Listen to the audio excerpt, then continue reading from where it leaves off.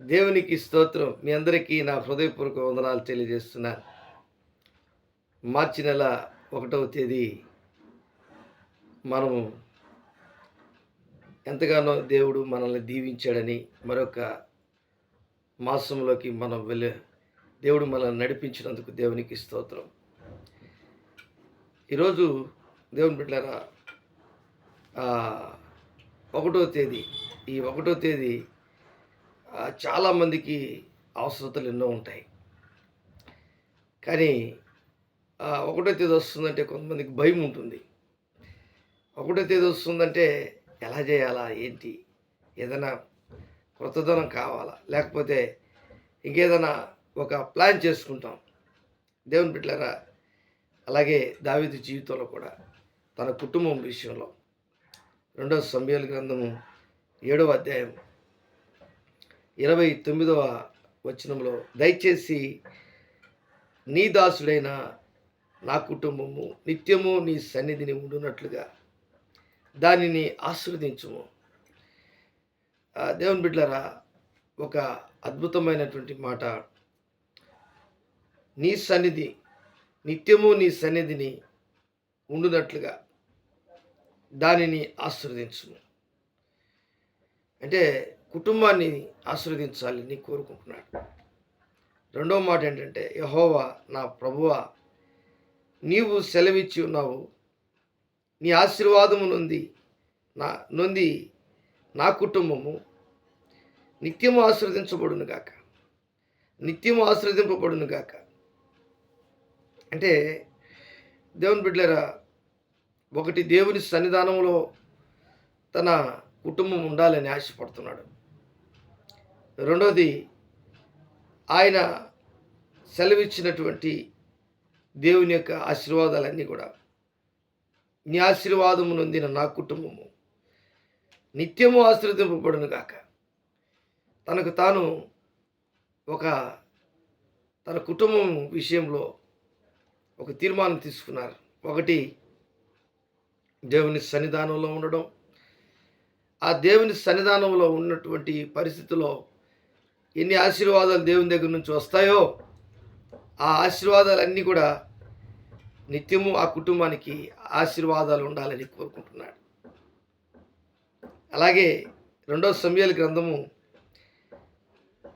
7వ అధ్యాయం 18వ వచనం అంటాడు, దావీదు రాజు లోపల ప్రవేశించి యెహోవా సన్నిధిని కూర్చుండి ఇలాగున మనవి చేసెను, నా ప్రభువా యెహోవా, ఇంతగా నీవు నన్ను హెచ్చించుటకు నేను ఏ పాటి వాడను, నా కుటుంబం ఏ పాటిది. దేవుని బిడ్డలారా, దేవుడు ఒక కుటుంబాన్ని ఎన్నుకున్నాడంటే, ఒక కుటుంబాన్ని ఎంచుకున్నాడంటే ఆ కుటుంబాన్ని ఎంతో ఉన్నత స్థితికి తీసుకెళ్తాడు. దావీదు కుటుంబంలో, యెషై కుటుంబంలో 7 అన్నదమ్ములు, అలాగే కడసారి వాడైనటువంటి దావీదు జీవితంలో కూడా ఆయన ఎన్నికలేనటువంటి వాడు. అందరూ యుద్ధంలో ఉన్నటువంటి వారు, ప్రావీణ్యులు ఉన్నారు, రాజు లాంటి వారు ఉన్నారు, రాజుకు సరిపడేవారు ఆ కుటుంబంలో ఉన్నారు. కానీ దేవుడు ఆశీర్వదించేవారు ఆ కుటుంబంలో ఒక్కడే, ఆయనే దావీదు.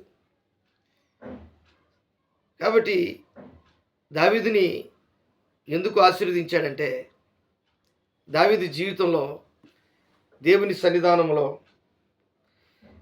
సన్నిధానంలో కనబడ్డాడు. ఆ సన్నిధి ఎవరైతే అర్థం చేసుకొని దేవుని సన్నిధానంలో కనబడుటకు, దేవుని సన్నిధానంలో వారు ప్రార్థన చేయుటకు ఎవరైతే తీర్మానం తీసుకుంటారో వారినే దేవుడు ఎన్నుకుంటాడు. దేవుని బిడ్డలారా, సౌలు రాజు విషయంలో సమూయేలు భయపడి దేవునికి మనవి చేశాడు. సౌలు రాజు నన్ను చంపివేస్తాడేమో, యెషై ఇంటికి వెళ్తే నేను ఒకవేళ ఆ కొమ్ములో తైలం పోసుకొని యెషై బిడ్డల్లో ఒకరిని ఆశీర్వదించమని చెప్తున్నావు తండ్రి యెహోవా దేవా, సౌలు రాజుకి ఈ విషయం తెలిస్తే నన్ను చంపేస్తాడు కదా అంటే, దేవుడైన యెహోవా ఒక ఐడియా ఇస్తాడు. సమూయేలుకి నీవు యెషయిని బలి అర్పించేదానికి పిలువు. ఆ బలి అర్పించేటప్పుడు ఈ విషయాలన్నీ చెప్పు. దేవుని బిడ్డలారా, ఎంత అర్థవంతమైనటువంటి గ్రహింపు కలిగినటువంటి దేవుని యొక్క ప్రణాళిక ఉన్నటువంటి కుటుంబం యెషయి కుటుంబం. ఆ కుటుంబంలో కడసారి వాడైనటువంటి దావీదును బట్టి ఈ విషయం మనకు తేటగా తెలియపరచబడుతుంది. కారణం ఏంటంటే, ఒక కుటుంబంలో ఒక వ్యక్తి అయినా ప్రార్థనాపరుడు ఉండాలి. ఒక కుటుంబంలో ఒక స్త్రీ అయినా లేక ఒక బిడ్డ అయినా ప్రార్థనాపరురాలై ఉండాలి. అప్పుడే ఆ కుటుంబంలో ఖచ్చితంగా సమూయేలు లాంటి దేవుని యొక్క పరిశుద్ధాత్మ దేవుడు లేక తండ్రి కుమార పరిశుద్ధాత్మ త్రియేక దేవుడు ఆ కుటుంబానికి వచ్చి ఆ కుటుంబాన్ని దీవిస్తాడు. ఈరోజు చాలామంది జీవితాల్లో మనము అడుగుతున్నటువంటి వాటికి ప్రార్థన చేసే ఆ విధానానికి, దేవుని సన్నిధానంలో కనబడే విధానానికి చాలా తేడా ఉంటుంది. కాబట్టి ఈరోజు దావీదులాగా నిత్యము నేను నీ సన్నిధిలో నేను ఉండాలి. 29వ వచనం 7వ అధ్యాయము 2వ సమూయేలు గ్రంథం 7వ అధ్యాయం 29వ వచనం. నిత్యము నీ సన్నిధానంలో నీ సన్నిధిని ఉండునట్లుగా. అంటే నేను ఒక రోజు కాదు, ఒక దినం కాదు, ఒక నెల కాదు, ఒక వారం కాదు, ఒక సంవత్సరం కాదు, నిత్యము. కాబట్టి ఈరోజు ఒక వ్యక్తిగా నీ జీవితంలో ఆశీర్వదించబడాలంటే దేవుని సన్నిధానంలో నువ్వు కనబడాలి. అది ఎలా కనబడాలంటే, దేవునికి యథార్థత, పవిత్రత, దేవుని దృష్టికి అనుకూలంగా నువ్వు ఉండడం వల్ల నీ జీవితంలో ఆ కుటుంబ ఆశీర్వాదాలే కాదు, స్పిరిచువల్ బ్లెస్సింగ్స్ కూడా నీకు వస్తాయి. దావీదుని అన్నదమ్ములందరి ముందు అభిషేకించినప్పుడు ఆయన సమూయేలు ఆ రోజు ఏం జరిగింది తెలుసా? దేవుని ఆత్మ దావీదు మీదకి బలముగా దిగొచ్చి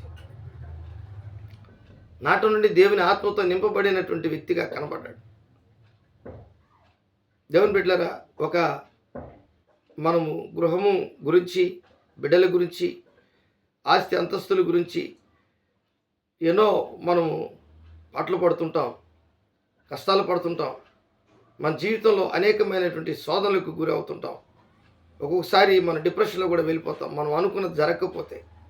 కానీ మన ప్రభువును రక్షకుడైన యేసుక్రీస్తు నీ పక్షాన ఉన్నాడని, నీ ప్రార్థన అంగీకరిస్తున్నాడని, నీ జీవితంలో అనేకమైనటువంటి ఆ బలహీనతలన్నింటిలో నుంచి నేను ప్రార్థన ద్వారా విజయం పొందానని నువ్వు ఎప్పుడైతే తెలుసుకుంటావో అప్పుడే నీ జీవితంలో దావీదు వలె గొప్ప ఆశీర్వాదాలు పొందుకుంటావు. అయితే ఇప్పుడు ఈరోజు మనం ఏం చేయాలి? ఎఫెసీయులకు రాసిన పత్రికలో కూడా ఒక మాట అంటున్నాడు, 1:3లో పరలోక సంబంధమైన ఆశీర్వాదాలన్నీ మనకు దేవుడు ఇస్తాడు.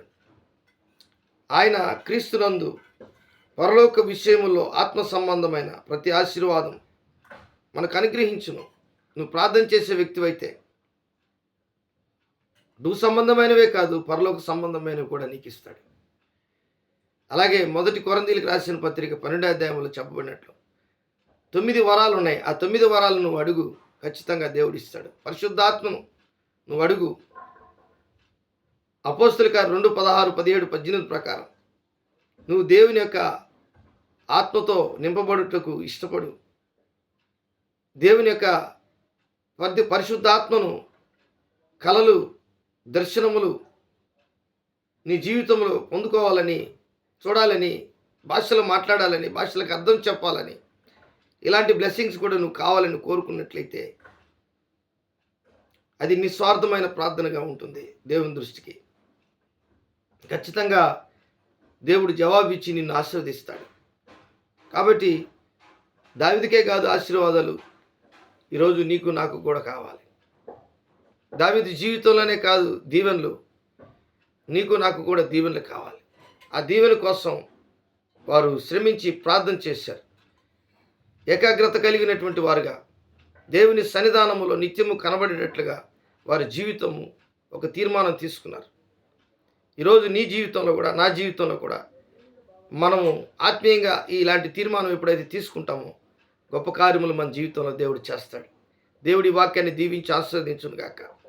ప్రేమ నమ్మకం కలిగినటువంటి నయస్ కూడి వచ్చినటువంటి బిడ్డలను మీరు దీవించండి, ఆస్వాదించండి. ఈ వాక్యం విన్నటువంటి బిడ్డలను దావీదుకి ఏ విధముగా ఆశీర్వాదాలు కావాలని నిత్యము నీ సన్నిధానములో కనబడ్డాడో నీ సన్నిధానములో నుంచి వచ్చినటువంటి ఆ దీవెనలు ఆశీర్వాదాలు నిత్యము నా కుటుంబం ఆశీర్వదించబడాలని కోరుకున్నాడో అదేవిధంగా మన కుటుంబాలని ప్రభువా మా కుటుంబాలని మీరు దీవించి ఆస్వాదించమని, అదేవిధంగా మా కుటుంబాల్ని గొప్ప చేయమని, అదేవిధంగా మా కుటుంబాలను నైనా ఆత్మీయ కుటుంబాలుగా చేయమని నజరేయుడైన యేసు నామములో అడిగి వేడుకుంటున్నాను తండ్రి. Amen, amen.